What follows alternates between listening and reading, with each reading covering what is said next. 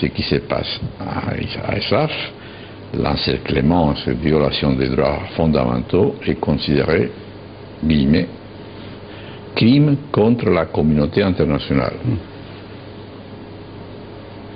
اخیراً پدر یکی از اشرفیان به دلیل دیدارش با فرزندش در اشرف اعدام شد.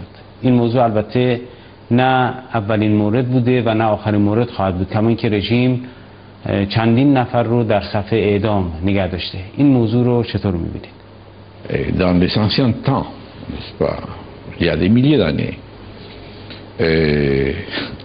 dans certaines civilisations anciennes, lorsqu'on accusait quelqu'un d'un fait précis, le fait d'être parent, ami, pouvait entraîner la même condamnation.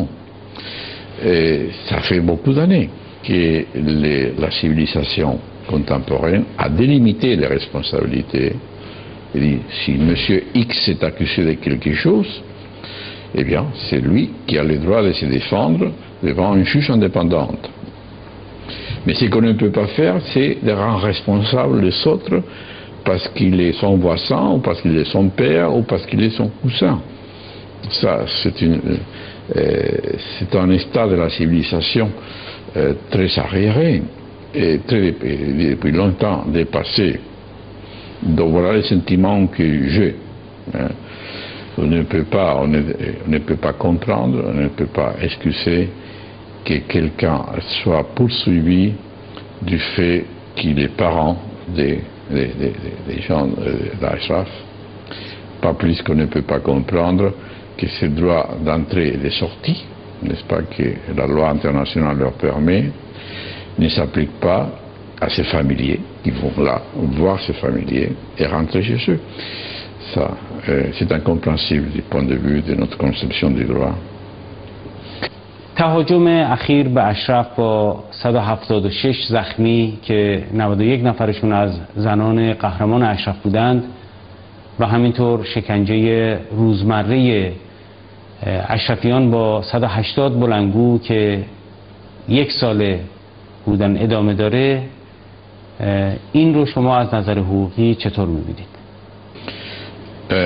Nous parlons des droits de la communauté internationale.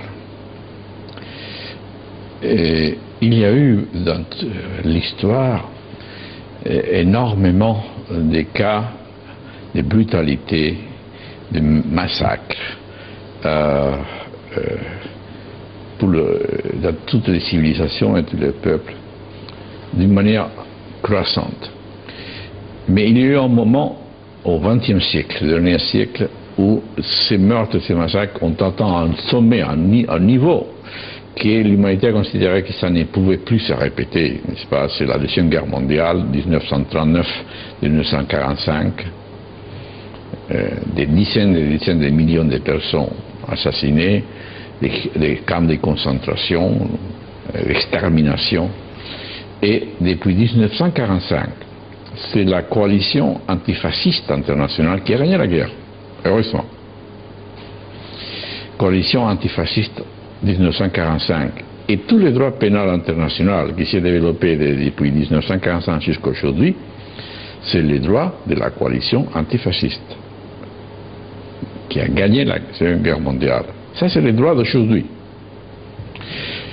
Et ces droits internationaux pénals, de la même manière que les droits internationaux concernant les droits civils et la loi mondiale.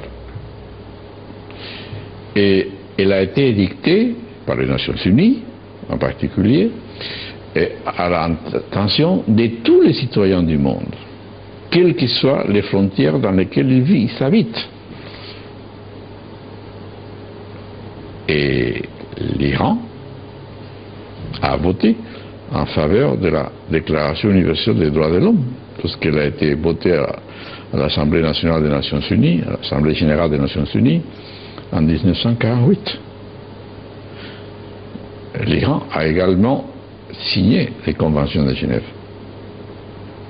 Par conséquent, c'est la loi, également pour les Iraniens.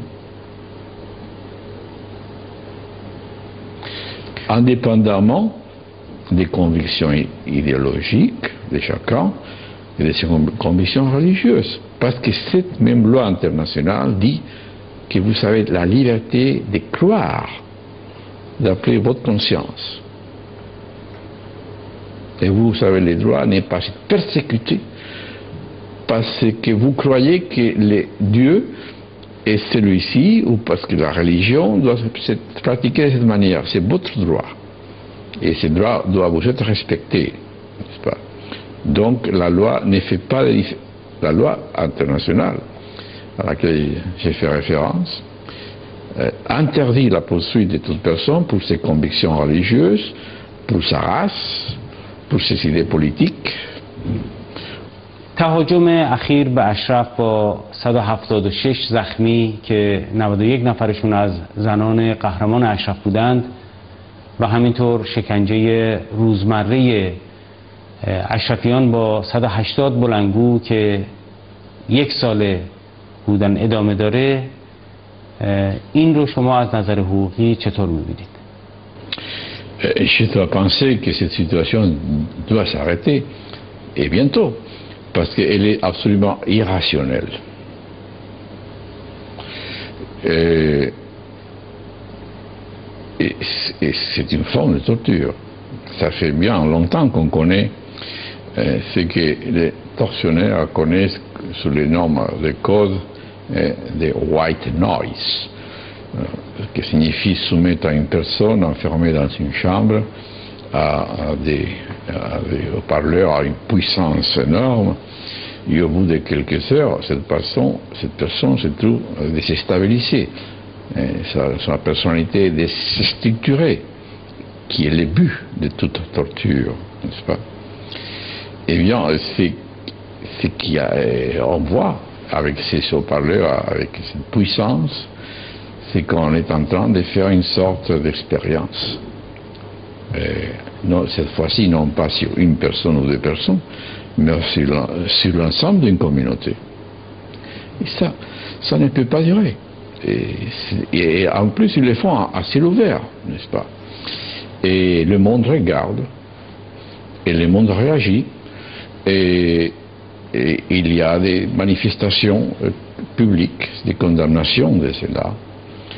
Et la Cour espagnole leur a dit, écoutez, ça c'est un crime contre la communauté internationale. Qu'est-ce que vous faites?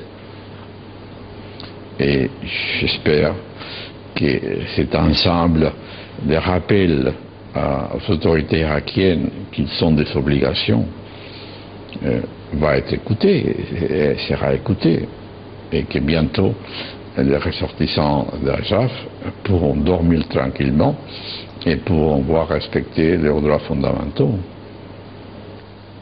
با تشکر از شما.